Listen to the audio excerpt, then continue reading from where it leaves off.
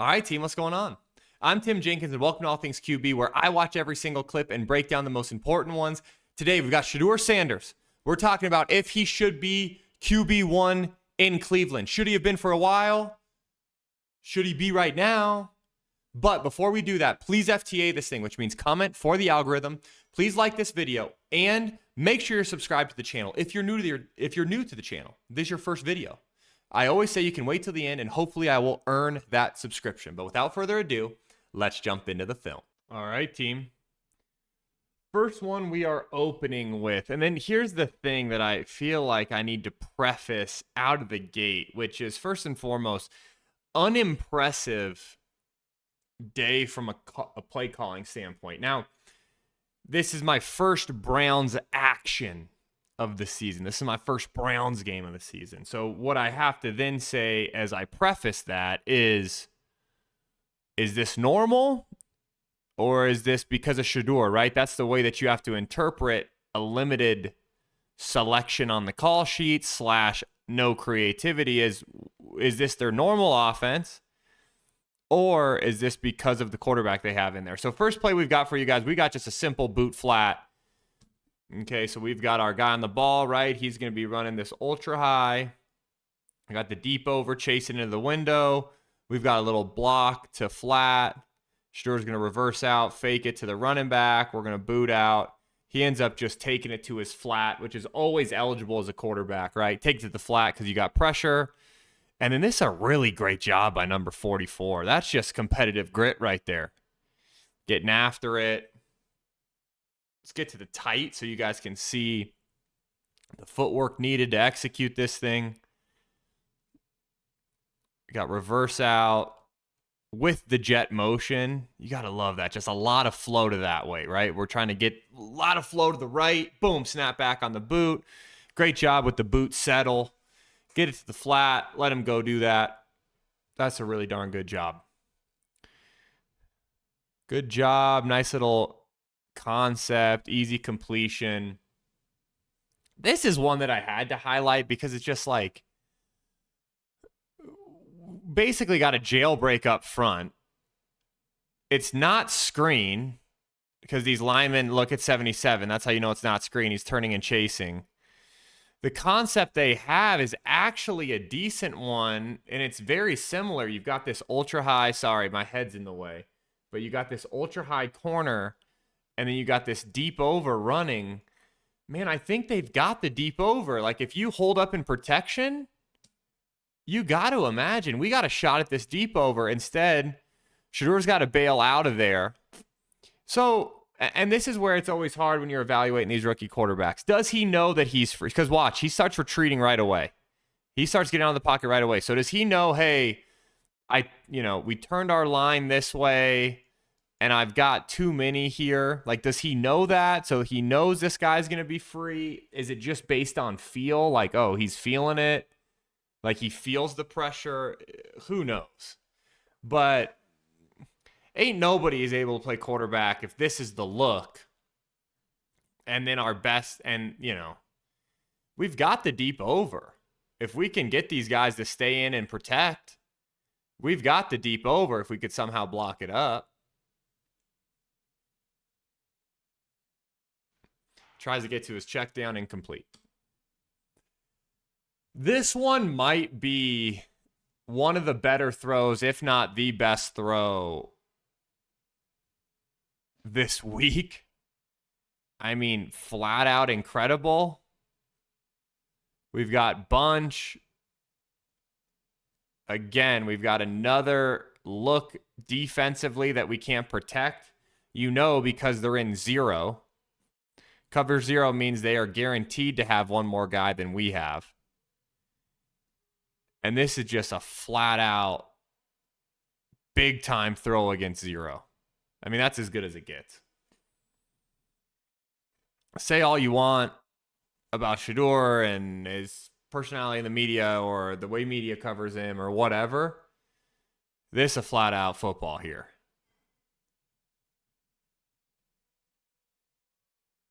This is absolutely incredible. It's awesome. Might be the best throw from week 12. Holy cow. Okay, and then here's the duality of Shedeur. So we just talked about, hey, might be the best football that we're going to see in week 12. That's the worst interception that I saw in week 12 so far. I can tell you that right now. That was egregious.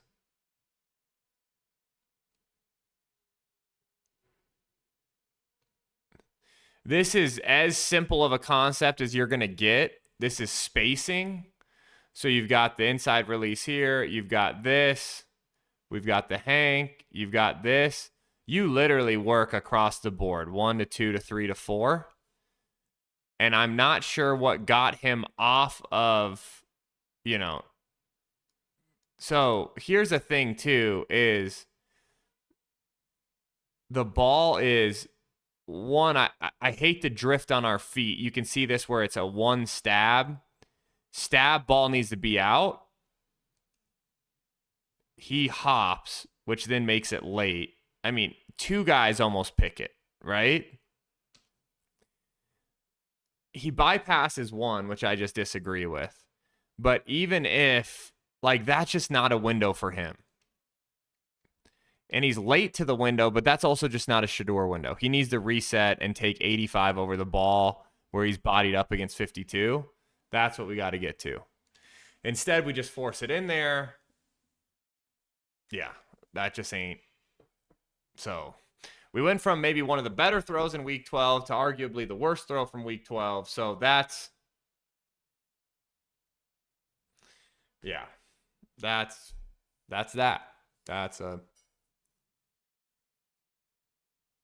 That's egregious. It's awful.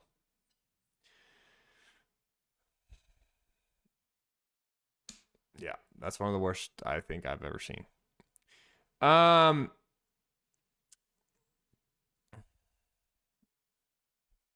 This one is tough because we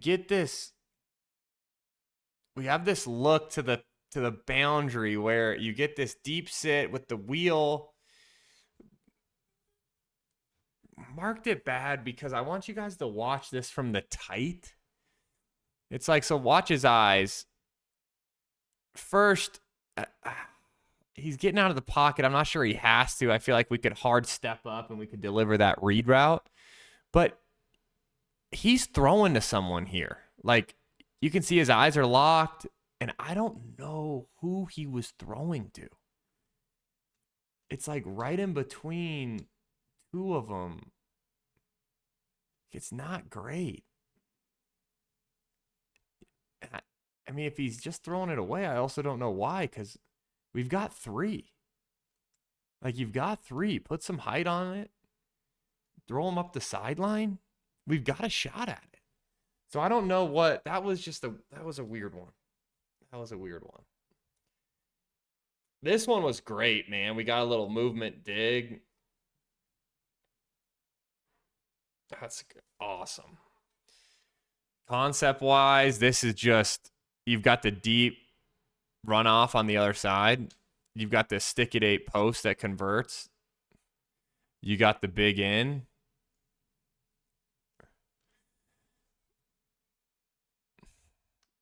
He ends up leaving the pocket. A lot of that's because 98 bumps him off the spot. Great job settling up, delivering. I don't know what Jerry Jeudy's doing, man.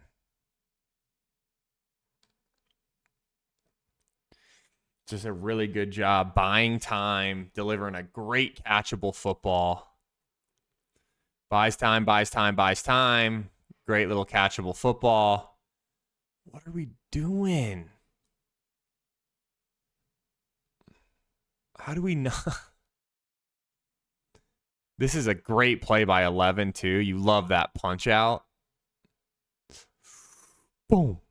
That is awesome. That is flat out awesome. Here we've got the no grade.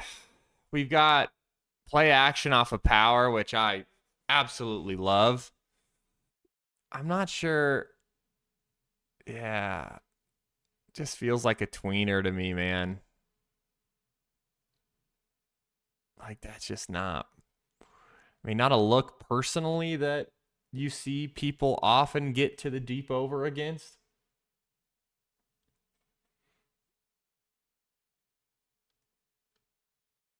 Yeah.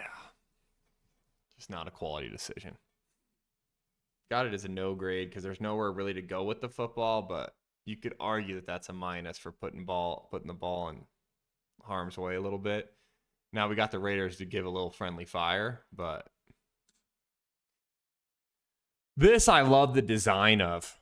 We've got a little delay design. We've got basically all verts. 3rd and long, you've got all verts with a delay, basically almost a slow screen to the tight end. And again, 44 with the competitive grit. So concept-wise, we've got the verts, right? Verts. We're making them think, oh, we're taking a shot on 3rd and long. I want you guys to watch 44. Block, block, block, block, block, slow release. And I want you guys to watch Shedeur, buy time, dump it to him. So let's watch 44 first on the block and release, and then we'll rewind it and we'll get to Shedeur. That's, you see how he kind of just runs that guy by and then releases. Now look at Shedeur, navigating the pocket, getting it to him.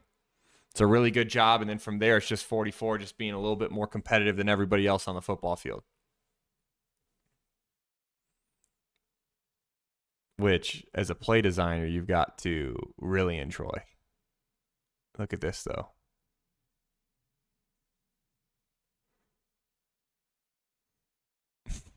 That is awesome. That is awesome. I want to watch it from the tight one more time just because I want you guys to see. Look at 44. Did a great job acting like it's a hard pass set. Oh, I missed you. Never mind. I'm going. Like, that's great. I love the design. I haven't seen this one yet this season. Big fan of it. Great little kind of gadget play on 3rd and long. You know, hey, maybe you get it. If not, you're punting anyways. We're going to let this one run just so you can see it. And then we're going to talk through the concept. But this is just dagger, right? This is, we're trying to hit the big end. They end up getting a roughing the passer call on this one. With that being said, it's a big miss for Shedeur. So we're going to motion this guy out here. He's going to end up just sitting. That's our flat control, right? You've got this guy taking the roof off, and then we've got our in, right? If he was more like over here, I'd say it's kind of Y cross. To me, this is dagger. He's a little bit more vertical than I think on Y cross, but that's just, you know, hey, not too big of a deal. This is an alert. This is our first. This is our second. So let's talk through all aspects of this play. First aspect of this play is obviously Shedeur does a good job trying to buy a little bit of time, right? He feels Crosby condense the pocket. They don't pick up the twist. You can see the Browns O-line. They just don't pick up the twist. However, he floats to the point that he's got a great pocket, great opportunity. He has to drill that thing in there. This is not one that we can just kind of float up with touch. You have to drill that one in there. Now, granted, they get a roughing the passer call, so it turns into a positive play. However, this is one that you just flat out cannot miss. It's wide open. You buy yourself time. We've got to drive this thing. Just have to drive that thing, man. Can't sail this thing. This one's tough. We're working another play action. I have no idea what we're doing. Why our technique is this on a boot. First and foremost, we got to just watch Shedeur for the whole play because this is horrific boot technique of we just start pulling up versus like we need to be sprinting on boot. I don't know why we're just pulling up and looking. Next thing we've got to talk about is every boot ever with a run back. This is our first progression. We need to fake, get out of here with some depth and speed, and we got to fire this run back. Look at this thing. Watch the bottom of your screen. Are you kidding me?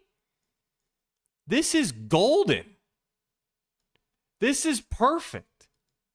This is what this play is designed to look like in training camp install number 1. I don't know what we're doing. I have no idea what we're doing at the quarterback position on this specific play. I've never seen anything like it. Now, I'm not going to act like I evaluate a ton of third-string quarterback first games. With that being said, we're evaluating this for the same reason that everybody else is talking about it, which is, one, everyone in the media has mostly been spinning this as this kid's getting a terribly unfair shake. And then 2, we have some post-game comments that are kind of wild. And if this is what it could have been looking like all season, I'm starting to get why we weren't getting a bunch of reps. This is not how you execute boot. All right. Last one I've got for you guys, though, screen TD. Okay, we got the motion across. Somehow the Raiders decide to not adjust the quads at all. Flip that thing out there, and this is as well executed of a motion to quad screen that I think I've ever seen, including college and high school. That is just flat out perfect from the Browns and horrific from the Raiders all at the same time.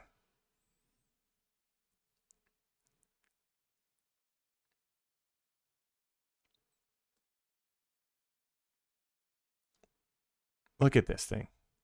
What I will say is great job with his eyes. Look at his eyes. This is good eye discipline. Forehead frontal, get to it. Try to hold those guys straight down the middle as much as you can. Try to hold the integrity of the defense as long as you can, and then get the ball and put it in a place where they can catch and run. It's well executed. Now, is it a true, high-level difficulty? No, but that's a well-executed football play. So the truth about him as quarterback 1, and the reason I said you're not going to like it is because there is no truth about it. The playbook was obviously limited. The Browns broke down on protection a bunch. He made a bunch of either egregious throws or terrible decisions paired with what probably is the best throw a Browns quarterback has put on tape this year, when the one that he's rolling, that one. That's probably the best throw a Browns quarterback has put on tape. They win. They won. There's just no definitive answer because there's no way you could look at that tape and go, certified starting quarterback. You also can't look at that tape and go, man, we gave him a bunch of opportunities. I think that was maybe the worst schemed up game that I've ever watched. But why? Is it because Stefanski doesn't trust that he can put a full game plan in? Is this just what they've been doing the whole year? Because if so, that's horrific from the coaching staff. I just don't have anything for you guys. That's why you're not going to like it, because I don't have a definitive, hey, yep, or hey, no. There's just too many variables out there that are unsolvable to me watching the tape.